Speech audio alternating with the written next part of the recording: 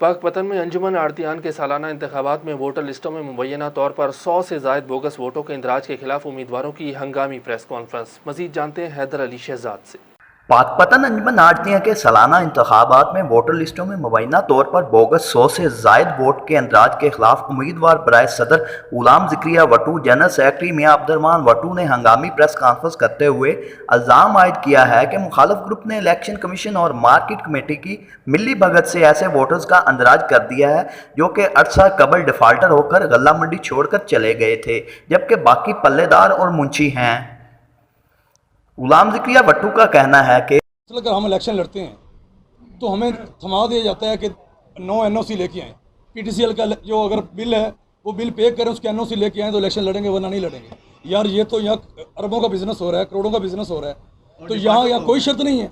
यहाँ बंदे डिफाल्टर हैं, इतने लोग। जनरल सेक्रेटरी के उम्मीदवार अब्दुर्रहमान वट्टू का कहना है कि मौजूदा इलेक्शन में कैंडिडेट हूँ।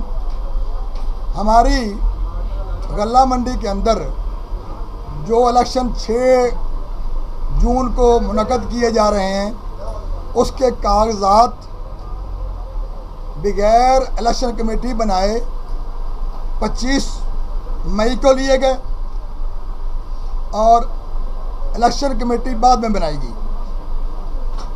उसके बाद 27 मई को निशानात अलाट कर दिए गए, लेकिन ना वोटर लिस्ट बनाई गई।